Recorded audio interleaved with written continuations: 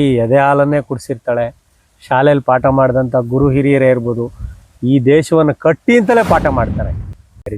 JCB ಅಂತಂದ್ರೆ ಎಲ್ಲವನ್ನೂ ಬಗಿತೀವಿ ಅಂದ್ರೆ ಅವರ ಪರಿಕಲ್ಪನೆ ಅದೇನೆ. ಆ ಪವರ್ ಪಾಲಿಟಿಕ್ಸ್ ನ ಕೆಮಿಸ್ಟ್ರಿನೇ ಹಂಗಿದೆ. ಆದ್ರೆ KRS ಪಕ್ಷದ್ದು ಯುಗಧರ್ಮ ರಾಜಕಾರಣ, ಗಾಂಧಿಯ ರಾಜಕಾರಣ, ಅಂಬೇಡ್ಕರ್ ಅವರ ರಾಜಕಾರಣ, ಬುದ್ಧನ ರಾಜಕಾರಣ, ಬಸವಣ್ಣನ ರಾಜಕಾರಣ, ಕುವೆಂಪುರವರ ರಾಜಕಾರಣ. ನಿಜವಾಗೂ ಈ ಸಮಾಜಕ್ಕೆ ಕನಕದಾಸರು, ಪುರಂದರದಾಸರು ಶ್ರೇಷ್ಠರೆಲ್ಲ ಕೊಟ್ಟಂತ ನಿಜವಾದ ರಾಜಕಾರಣವನ್ನ ಈ JCB ರಾಜಕಾರಣ ಕಟ್ಟಕ್ಕಾಗತ್ತಾ? ಪ್ರಕೃತಿ ಇಲ್ಲ. ಅದನ್ನೇ ನನಗೂ ಒಂದೊಂದ್ಸಲ ಇದಾಗದೇನಂತಂದ್ರೆ, ಅಂತ ಬುದ್ಧ, ಬಸವಣ್ಣ, ಮಹಾತ್ಮ ಗಾಂಧಿ, ಅಂಬೇಡ್ಕರ್ ಹಾಕಿಕೊಟ್ಟಂತ ಪಂಕ್ತಿ ಹೇಗಿತ್ತು ಅಂತಂದ್ರೆ, ಅದು ಸಮಾಜವನ್ನ ಒಂದು ಮಗ್ಲಿಗೆ ಬದಲಾಯಿಸಿತ್ತು. ಆದ್ರೆ ತದನಂತರದಲ್ಲಿ ಬಂದಂತ ಈ ರಾಜಕಾರಣ ಅಂತೇನಿದೆ, ಮತ್ತೆ ಅದನ್ನೆಲ್ಲ ಕೊಚ್ಚಿ ಒಂದು ಸೈಡ್ಗೆ ಹಾಕಿ ಮತ್ತೆ ಅದ್ರ ಸಾಮ್ರಾಜ್ಯವನ್ನ ಸ್ಥಾಪನೆ ಮಾಡಿ ಅದು ತನ್ನ ಕೆಲಸಗಳನ್ನ ಮಾಡೋ ರೀತಿಯಲ್ಲಿ ಕಾಣಿಸ್ತಾ ಇದೆ. ಸೊ ಇವತ್ತಿಗೆ ಈ ಮನುಷ್ಯನಿಗೆ, ಪ್ರತಿಯೊಂದು ಜೀವಿಗೂ ಕೂಡ ಭೂಮಿ ಮೇಲೆ ವಾಸಿಸ್ಲಿಕ್ಕೆ ಮತ್ತೆ ಬದುಕಲಿಕ್ಕೆ, ತನ್ನ ಆಹಾರವನ್ನ ಅದು ಸಂಪಾದಿಸ್ಲಿಕ್ಕೆ ಹಕ್ಕಿದೆ ಅಂತ ಹೇಳಿ ಪ್ರತಿಯೊಬ್ಬ ಮನುಷ್ಯನಿಗೂ ಕೂಡ ಗೊತ್ತು. ಹಣ ಇರೋನಾಗ್ಲಿ ಇಲ್ದಲೇ ಇರೋನ್ಗಾಗ್ಲಿ. ಆದರೆ ಬಲಾಢ್ಯರು ಮತ್ತೆ ಹಣ ಉಳ್ಳವರು ಇತ್ತೀಚೆಗೆ ಮಾಡಬೇಕಾದಂಥ ಕೆಲಸಗಳನ್ನು ಬಿಟ್ಟು ಬೇರೆ ಕೆಲಸಗಳಲ್ಲಿ ಮಗ್ನರಾಗಿ ಸಮಾಜದ ಸ್ವಾಸ್ಥ್ಯ ಹಾಳು ಮಾಡೋದ್ರ ಜೊತೆಗೆ ಈ ಸಮಾಜವನ್ನ ಒಡೆದು ತಮ್ಮ ಓಟು ಮತ ಬ್ಯಾಂಕನ್ನು ಮಾಡಿಕೊಂಡು ಅದ್ರ ಮೂಲಕ ದೇಶವನ್ನ ಆಳ್ತಾ ಇರ್ತಕ್ಕಂಥದ್ದು ಎಷ್ಟರ ಮಟ್ಟಿಗೆ ಸರಿ ಅಂತ ನಿಮ್ಮ ಅನಿಸಿಕೆ ಸರ್? ಇಲ್ಲ, ಅದು ಕಾಲಕ್ಕೆ ಘಟಿಸ್ತಾ ಇದ್ದೇವೆ, ಅಂತ ಘಟನೆಗಳು ನಡೆಸ್ತಾ ಇದ್ದಾವೆ. ಈಗ ನೋಡಿ, ಆ ತಿರುಪತಿ ತಿಮ್ಮಪ್ಪನಿಗೆ ವಜ್ರ ಖಚಿತ ಕಿರೀಟ ಕೊಟ್ಟ ಯಾರೋ ಗಣಿ ರೆಡ್ಡಿ, ಜನಾರ್ದನ್ ರೆಡ್ಡಿ. ನಮ್ಮ SR ಹಿರೇಮಠರು ಪಕ್ಕದಲ್ಲಿ ಜನಾರ್ದನ್ ರೆಡ್ಡಿ ನಿಲ್ಸ್ತಾರೆ. ನಮ್ಮ SR ಹಿರೇಮಠರು ಅದ್ಭುತವಾದಂತ ಶಕ್ತಿ ಅಲ್ವಾ? ಜಯಪ್ರಕಾಶ್ ನಾರಾಯಣ ಅವರ ಕಾಲಘಟ್ಟದಿಂದ ಬಂದಂತವ್ರು. ಯಾರಾದ್ರೂ ನೋಡಿದ್ರೆ ಇವರು ಗಣಿ ರೆಡ್ಡಿನ ಜೈಲಿಗೆ ಹಾಕ್ಸದ ಅಂತ ಸಾಮಾನ್ಯರ ಯಾರು. ಆದ್ರೆ ಅಷ್ಟು ಶಕ್ತಿ ಎಲ್ಲಿಂದ ಬಂತು? ಸಂವಿಧಾನದ ಶಕ್ತಿ ಅಲ್ವಾ? ರಿಪಬ್ಲಿಕ್ ಆಫ್ ಬಳ್ಳಾರಿ ಅಂತಕ್ಕಂಥ ಒಬ್ಬ ಗಣಿ ರೆಡ್ಡಿ, ಜನಾರ್ದನ್ ರೆಡ್ಡಿನೂ ಸಹ ಜೈಲಲ್ಲಿ ಹೋಗಿ ಮುದ್ದೆ ಮುರಿದಪ್ಪ ಅಲ್ವಾ? ಇವತ್ತಿನ ಹಾಲಿ ಮುಖ್ಯಮಂತ್ರಿಗಳು ಏನು, ನಾನು ಬಿಸ್ನೆಸ್ ಮ್ಯಾನ್ ಅಂತಕ್ಕಂಥವ್ರು ಹೋಗಿ TR ಜೈಲಲ್ಲಿ ಮುದ್ದೆ ಮುರಿದಿದ್ರು ಅಲ್ವಾ? ಕಾರಣಗಳು ಬೇರೆ ಇರ್ಲಿ ಅಂದ್ರೆ, ನಾನೇ ಶ್ರೇಷ್ಠ, ನನ್ನನ್ನು ಏನೂ ಮಾಡಕ್ಕಾಗಲ್ಲ ಅಂತಕ್ಕಂಥವ್ರನ್ನೂ ಸಹ ಈ ದೇಶದ ಸಂವಿಧಾನ ಎಡೆಮುರಿ ಕಟ್ಟಿ ಮುದ್ದೆ ಮುರಿಸುತ್ತೆ. ಅಂದ್ರೆ ಸಂವಿಧಾನ ದೊಡ್ಡದ, ಈ ಭ್ರಷ್ಟ ರಾಜಕಾರಣಿಗಳು ದೊಡ್ಡವರ? ಸಂವಿಧಾನ ಅಲ್ವಾ? ಅಂದ್ರೆ ಕಾಲ ಉತ್ತರ ಕೊಡುತ್ತಷ್ಟೇ, ಕಾಯ್ಬೇಕಷ್ಟೇ. ಆ ತಾಳ್ಮೆ ಇದೆ. ಬದಲಾದ ಕಾಲಘಟ್ಟದಲ್ಲಿ ಗೆಲ್ಲೋದೇ ಅಂತಿಮವಾಗಿ ಸಂವಿಧಾನವೇ. ರಾಜಕಾರಣಿಗಳು ದುಷ್ಟರು ಗೆಲ್ಲಲ್ಲ. ದುಷ್ಟರು, ಅಯೋಗ್ಯರು, ನೀಚರು, ನಾಲಾಯಕ ರಾಜಕಾರಣಿಗಳು ಅವರು ಭ್ರಮೇಲ್ ತೇಲ್ತಾ ಇದ್ದಾರೆ. ಅವ್ರದೊಂಥರ ಒಂದ್ ರೀತಿ ಮಾನಸಿಕ ಕ್ಷೋಭೆಗೊಳಪಟ್ಟು ವಿಚಿತ್ರವಾಗಿ ಬಿಹೇವ್ ಮಾಡ್ತಾರೆ.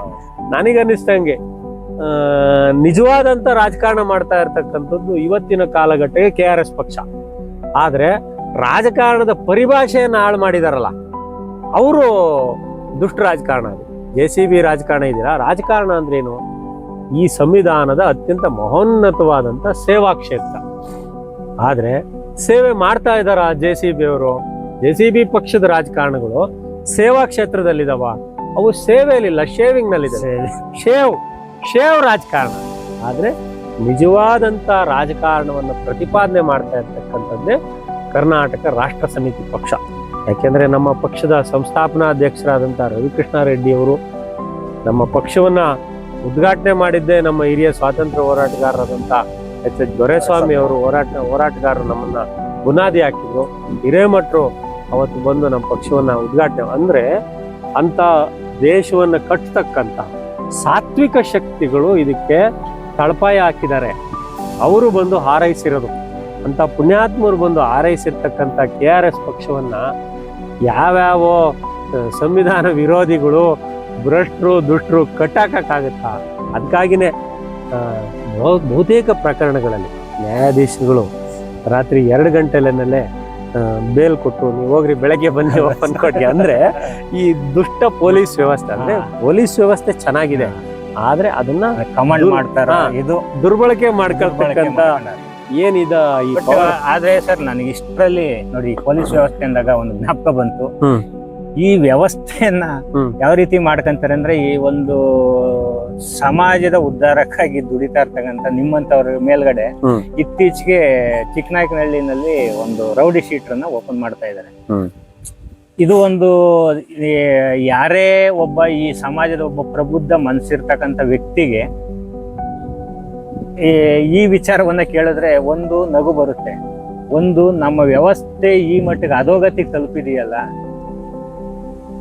ಮಲ್ಲಿಕಾರ್ಜುನ ಭಟ್ರಳ್ಳಿ ಅವರು ಯಾರ್ದಾದ್ರೂ ಒಡ್ಕೊಂಡು ತಿಂದಿದ್ರೆ, ಅಲ್ಲೆಲ್ಲಾದ್ರೂ ಗೋಮಾಳ ಸಂಪಾದನೆ ಮಾಡಿದ್ರೆ, ಇಲ್ಲ ಯಾರಿಗಾದ್ರೂ ಬದುಕೋದಿಕ್ಕೆ ತೊಂದರೆ ಕೊಟ್ಟಿದ್ರೆ, ಇಲ್ಲ ಬೇರೆ ಏನಾದ್ರೂ ಅನಧಿಕೃತ ಮೂಲಗಳಿಂದ ಸಂಪಾದನೆ ಮಾಡಿದ್ರೆ, ಇಲ್ಲ ಬೇರೆಯವ್ರನ್ನ ಏನಾದ್ರು ಬೆದರಿಸಿದ್ರೆ, ಬೇರೆಯವ್ರ ಜೀವನೋಪಾಯಕ್ಕೆ ತೊಂದರೆ ಮಾಡಿದ್ರೆ ರೌಡಿ ಶೀಟ್ ಮಾಡೋವಂಥದ್ದು ಓಕೆ.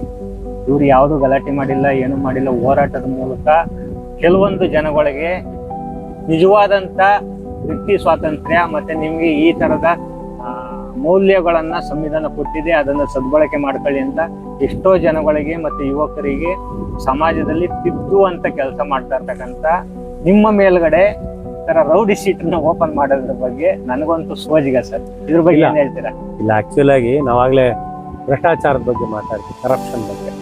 ಒಂದು 2 ಹಂತದ ಭ್ರಷ್ಟಾಚಾರ, ಒಂದು ಸ್ಟ್ರಕ್ಚರಲ್ ಕರಪ್ಷನ್, ಇನ್ನೊಂದು ಪ್ರೊಸೀಜರಲ್ ಕರಪ್ಷನ್. ಈ ಸ್ಟ್ರಕ್ಚರಲ್ ಕರಪ್ಷನ್ ಅಲ್ಲಿ ಮೇಲ್ವರ್ಗದವ್ರು ಬರ್ತಾರೆ, IAS, IPS, IFS, ರಾಜಕಾರಣಿಗಳು, MLA, MP ಗಳು, ಮಂತ್ರಿಗಳು, ಇವರೆಲ್ಲ ಸ್ಟ್ರಕ್ಚರಲ್ ಕರಪ್ಷನ್ ಅಲ್ಲಿ ಬರ್ತಾರೆ.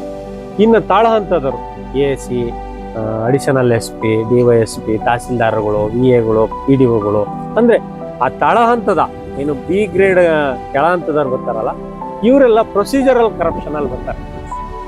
ಈ ಬದಲಾದಂತ ಕಾಲಘಟ್ಟ ಮತ್ತೆ ನಮ್ಮ ರಾಜಕೀಯ ವ್ಯವಸ್ಥೆನಲ್ಲಿ ಇವತ್ತು ಈ ಸ್ಟ್ರಕ್ಚರಲ್ ಕರಪ್ಷನ್ AC ರೂಮಲ್ಲಿ ಕುತ್ಕೊಳ್ಳುತ್ತೆ. ಅಂದ್ರೆ ಅದು ಪಾಲಿಸಿ ಮೇಕರ್ಸ್ ಅವರೆಲ್ಲ, ಈ ನಿಯಮಾವಳಿಗಳನ್ನು ರೂಪಿಸ್ತಕ್ಕಂಥವ್ರು ಇವರು ತಳ ಹಂತದ ಸ್ಟ್ರಕ್ಚರಲ್ ಕರಪ್ಷನ್ ಅವರು ಪ್ರೊಸೀಜರಲ್ ಕರಪ್ಷನ್ ಅವ್ರನ್ನ ಬಳಸ್ಕೊಂಡು ನಮ್ಮ ಮಧ್ಯೆನೆ ಒಂದು ರೀತಿ ಸಂಘರ್ಷವನ್ನು ಹುಟ್ಟಾಕ್ತಾ ಇದ್ದಾರೆ. ಈಗ ನೋಡ್ರಿ, IAS, IPSನವರು, IFS ನವರು ಇವರೆಲ್ಲ ಎಲ್ಲೆಲ್ಲರೂ ಆಂಧ್ರ, ತಮಿಳ್ನಾಡು, ಕೇರಳ, ರಾಜಸ್ಥಾನ, ಹಿಂಗೆ ಬೇರೆ ಬೇರೆ ಹೊರ ರಾಜ್ಯಗಳಿಂದ ಬಂದಂಥವ್ರು ಇವರೆಲ್ಲ IAS, IPS, IFSನವರು. ಈಗ ಒಂದು ಈ ಸ್ಟ್ರಕ್ಚರಲ್ ಕರಪ್ಷನ್ ಬಗ್ಗೆ ಮಾತಾಡೋದಾದ್ರೆ ಜನಜನಿತವಾಗಿದೆ. ಈಗ ನಾನು ಅಂದ್ರೆ ಇದಕ್ಕೆ ಕೆಲವೊಂದಕ್ಕೆ ದಾಖಲೆಗಳು ಸಿಗ್ತವೆ, ಕೆಲವೊಂದು ದಾಖಲೆಗಳು ಸಿಕ್ಕಲ್ಲ. ಯಾಕೆಂದ್ರೆ ಭ್ರಷ್ಟಾಚಾರಕ್ಕೆ ಎಲ್ಲದಕ್ಕೂ ದಾಖಲೆ ಇಟ್ಕೊಂಡೇ ಮಾತಾಡ್ಬೇಕು ಅಂತಂದ್ರೆ ಅದಕ್ಕೆ ಬೇರೆದೇ ಆಯಾಮಗಳು, ಅದಕ್ಕೆ ಟೈಮ್ ತಾಂತಾ ಇತ್ತು. ಈಗ ಯಾಕಂದ್ರೆ ದಾಖಲೆ ಇಟ್ಕೊಂಡು ಮಾತಾಡೋ ಕಾಲನೇ ಇದು. KRS ಪಕ್ಷ ದಾಖಲೆಗಳಿಲ್ದಲೆ ಯಾರ ಬಗ್ಗೆನೂ ಆರೋಪ ಮಾಡಲ್ಲ, ಆಪಾದನೆ ಮಾಡಲ್ಲ ಅಂತಕ್ಕಂಥದ್ದು ಅಥೆಂಟಿಕೇಟೆಡ್ ನಾವು. ಹಂಗಾಗಿ ಇವತ್ತು ಒಬ್ಬ MLA, MP ಸ್ಟ್ರಕ್ಚರಲ್ ಕರಪ್ಷನ್ ನ ಭಾಗವಾಗಿ 100 ಕೋಟಿ, 500 ಕೋಟಿ, 1000 ಕೋಟಿ ಈ ರೀತಿ ಭ್ರಷ್ಟಾಚಾರದ ಹಣ ಮಾಡಿದ್ರೆ, ಒಬ್ಬೊಬ್ಬ IAS, IPS, IFSನವರು ಒಂದು 2 ವರ್ಷ 3 ವರ್ಷ ಇರುತ್ತೆ ಅನ್ಕೊಳ್ಳಿ, ಒಂದೊಂದು ಜಿಲ್ಲೆಗೆ ಒಂದು ಟರ್ಮ್ ಬಂದ್ರೆ, ಅವರು ಕನಿಷ್ಠ ಅಂತ 100 ಕೋಟಿ, 150 ಕೋಟಿ, 200 ಕೋಟಿ ದುಡ್ಡನ್ನ ಲಂಚ ಭ್ರಷ್ಟಾಚಾರವನ್ನು ಮಾಡ್ಕೊಂಡು ಅವ್ರವ್ರ ರಾಜ್ಯಗಳಲ್ಲಿ ಹೋಗಿ ಇನ್ವೆಸ್ಟ್ಮೆಂಟ್ ಮಾಡ್ತಾರೆ. ಇಲ್ಲಿ ಕನಿಷ್ಠ MLA, MPಗಳು ಜನರಿಗಾರ ಒಂದ್ ಸ್ವಲ್ಪ 10% ಹಂಚ್ತಾರೆ. ನಾಮಕರಣ, ತಿಥಿ ಊಟ ಅಥವಾ ಮದುವೆ, ಮುಂಜಿ, ಹಬ್ಬ, ಜಾತ್ರೆಗಳಿಗಾರ ಹಂಚ್ತಾರೆ. ಈ IAS, IPSನವರು ಈ ಸ್ಟ್ರಕ್ಚರಲ್ ಕರಪ್ಷನ್ ನ ಮೇಲ್ವರ್ಗದವರು ₹1 ನಯಾ ಪೈಸಾ ಬಿಚ್ಚದಲೆ ನಮ್ಮ ಜಿಲ್ಲೆ, ನಮ್ಮ ರಾಜ್ಯದ ಹಣನ ಬೇರೆ ರಾಜ್ಯಗಳಿಗೆ ತಗೊಂಡೋಗಿ ಬ್ಲಾಕ್ ಮನಿ ರೀತಿ ಇನ್ವೆಸ್ಟ್ಮೆಂಟ್ ಮಾಡ್ತಾರೆ. ಅಂದ್ರೆ ವ್ಯವಸ್ಥೆಯನ್ನ, ಆರ್ಥಿಕ ವ್ಯವಸ್ಥೆ ಅಂದ್ರೆ ಸಂವಿಧಾನವನ್ನು ಬುಡಮೇಲೋಗಿ ಮಾಡ್ತಕ್ಕಂಥ ಕೆಲಸವನ್ನ ಎಲ್ಲರೂ ಅಂತ ಹೇಳಲ್ಲ, ಕೆಲವು IAS, ಅದು ಸರ್ ಅದೇ ವ್ಯವಸ್ಥೆ ಒಳಗಡೆ ಒಳ್ಳೆಯವರು ಇದ್ದಾರೆ, ಕೆಟ್ಟವರು ಇದ್ದಾರೆ, ಆದ್ರೆ ಆ ಸಂಖ್ಯೆ ಕಡಿಮೆ ಅಷ್ಟೇ. ಈ ಭ್ರಷ್ಟ IAS, IPS ರಾಜಕಾರಣಿಗಳು ಮಾಡ್ತಕ್ಕಂಥ ಈ ಸ್ಟ್ರಕ್ಚರಲ್ ಕರಪ್ಷನ್ ಇದೆಯಲ್ಲ, ಅದು ಪ್ರೊಸೀಜರಲ್ ಕರಪ್ಷನ್ ಮೇಲೆ ವ್ಯಾಪಕವಾದಂತ ಪರಿಣಾಮ ಬೀರುತ್ತೆ. ಒತ್ತಡ ಹಾಕ್ತಾರೆ, ಸ್ಥಳೀಯವಾದರ ಮೇಲೆ ಒತ್ತಡ ಹಾಕಿ, ಇಲ್ಲ ನೀವು ಅವ್ರ ಮೇಲೆ FIR ಮಾಡಿ, ಅಧಿಕಾರ ಕೇಸ್ ಹಾಕಿ. ಅಧಿಕಾರ ಅಂದ್ರೆ ಅವ್ರ ಸೇವೆ ಅಂತ ತಿಳ್ಕೊಂಡಿಲ್ಲ, ಅವರು ಸೇವೆ ಅಲ್ಲ, ಅಧಿಕಾರ ಅಂತ ತಿಳ್ಕೊಂಡವ್ರೆ. ಆದ್ರೆ ನಾನು ಹೇಳ್ತೀನಲ್ಲ, KRS ಪಕ್ಷ ಪ್ರೊಫೆಸರ್ ನಂಜುಂಡಸ್ವಾಮಿ ಅವರ ಏನು ಆ ವಿಚಾರಗಳಿದಾನ ಅದನ್ನ ಬಹಳ ಸ್ಪಷ್ಟವಾಗಿ ಪ್ರತಿಪಾದಿಸ್ತಾ ಇದ್ದೆ. ಅವತ್ತೇ ಹೇಳಿದ್ರು ನಮ್ಗೆ ಪ್ರೊಫೆಸರ್ ಅವರು, ಜಿಲ್ಲಾಧಿಕಾರಿ ಜಿಲ್ಲೆಯ ಮೊದಲನೇ ಕೂಲಿ. ನಾವು ಅದನ್ನೇ ಕೇಳ್ತೀವಿ, ಈ ಜಿಲ್ಲೆಯ ಮೊದಲನೇ ಕೂಲಿ ಜಿಲ್ಲಾಧಿಕಾರಿ. ನೀವ್ ಎಷ್ಟು ಕೆಲಸ ಮಾಡಿದ್ದೀರಾ, ಎಷ್ಟು ಗ್ರಾಮ ವಾಸ್ತವ್ಯ ಮಾಡಿದ್ದೀರಾ, ಎಷ್ಟು ಈ ರೀತಿ ಪ್ರಶ್ನೆ ಮಾಡ್ತಕ್ಕಂಥದ್ದು ಏನಾಗ್ತಾ ಇದೆ. ಆ ಸ್ಟ್ರಕ್ಚರಲ್ ಕರಪ್ಷನ್ ಅವ್ರಿಗೆ ಎಲ್ಲೋ ಒಂದ್ ಕಡೆ ಉರಿ ಒಂದ್ ರೀತಿ ತಡ್ಕೊಳಕ್ಕಾಗಲ್ಲ, ಅವ್ರ ಈಗೋನ ಹರ್ಟ್ ಮಾಡುತ್ತೆ. ಆದ್ರೆ ನಾವು ಆ ಈಗೋ ಹರ್ಟ್ ಮಾಡ್ದಂಗೆ ಕೇಳ್ತಾ ಇಲ್ಲ. ನೀವು ಈಗೋ ಹರ್ಟ್ ಮಾಡ್ಕೋಬೇಡ್ರಪ್ಪ. ವ್ಯವಸ್ಥೆ ನಿಧಾನಕ್ಕೆ ಕುಸಿತಾ ಇದೆ. ಸರ್ಕಾರದ ಸವಲತ್ತು ಜನಸಾಮಾನ್ಯರಿಗೆ ತಲುಪ್ತಾ ಇಲ್ಲ. ತಳ ಹಂತದಾಗೆ ಅಧಿಕಾರಿಗಳ ಮೇಲೆ, ಡಿ ಗ್ರೂಪ್ ನೌಕರರ ಮೇಲೆ, VAಗಳ ಮೇಲೆ, PDOಗಳ ಮೇಲೆ ಒತ್ತಡ ಬೀಳ್ತಾ ಇದೆ. ಅವರು ನಿಮ್ಮಂಗೆ ಮನುಷ್ಯರು. ಪಾಲಿಸಿ ಕರಪ್ಷನ್ ಮಾಡ್ದಂಗೆ ಸರ್ಕಾರಿ ವ್ಯವಸ್ಥೆನ ತಲುಪ್ಸೋ ಅಂತ ಒಂದು ಆಡಳಿತ ಯಂತ್ರವನ್ನ ನೀವು ರೂಪಿಸಿ ಅಂತಂದ್ರೆ ಇವ್ರೇನು ಮಾಡಲ್ಲ. ಬರೀ review meeting, Google meet, WhatsApp meet, notice,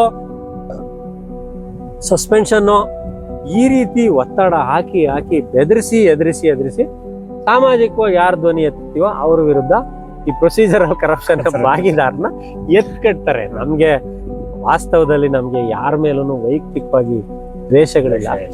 ಆದ್ರೆ ವ್ಯವಸ್ಥೆಯ ಭಾಗವಾಗಿದಾರಲ್ಲ, ಏನ್ ಪ್ರೊಸೀಜರಲ್ ಕರಪ್ಷನ್ ನ ಭಾಗ ಇದಾರಲ್ಲ, ಇವ್ರು ಯಾರು?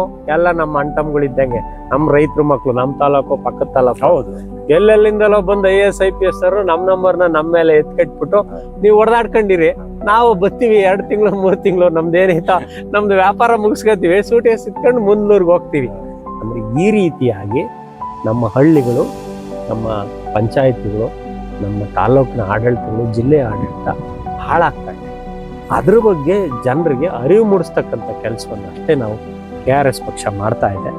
ಆದರೆ ಅದಕ್ಕೆ ಪ್ರತಿಫಲ ಅಂತಕ್ಕಂಥದ್ದು ಜನರ ಕಣ್ಣಿಗೆ ಕಾಣದೇ ಇರ್ಬೋದು, ಬಟ್ ನಮ್ಗಂತೂ ಯಾಕೆಂದ್ರೆ ಆ ಸಂತೋಷ, ಇಲ್ಲ ನಿಜ ಸರ್, ಆತ್ಮತೃಪ್ತಿ, ನಾವು ಅದನ್ನ ಎಂಜಾಯ್ ಮಾಡ್ತಾ ಇದ್ದೀವಿ. ಈಗ ನನ್ನೇನಾರ ರೌಡಿ ಶೀಟ್ರು ಮಾಡ್ತಾರೆ ಅಂದ್ರೆ ಸಂವಿಧಾನ ಇದೆ ಬಿಡಿ, ನನ್ನನ್ನು ರಕ್ಷಣೆ ಮಾಡುತ್ತೆ. ನಾನು ನನ್ನನ್ನ ರೌಡಿ ಮಾಡ್ಬೇಕಾದ ಯಾವುದು? ಸಮಾಜ ರೌಡಿ. ಭಟ್ರಳ್ಳಿ ಮಲ್ಲಿಕಾರ್ಜುನ್ ರೌಡಿ ಅಂತಕ್ಕಂಥದ್ದನ್ನ ಸಮಾಜ ಕಟ್ಟಬೇಕಾಗಿದೆ. ಇವರು ಸಂವಿಧಾನವನ್ನ ದುರ್ಬಳಕೆ ಮಾಡ್ಕೊಂಡು ಬೇರೆ ಬೇರೆ ರೀತಿಯಲ್ಲಿ ಅವ್ರ ಆಲೋಚನೆ ಮಾಡೋದು ಅದು ಅವ್ರ ತಪ್ಪು ಕಲ್ಪನೆ.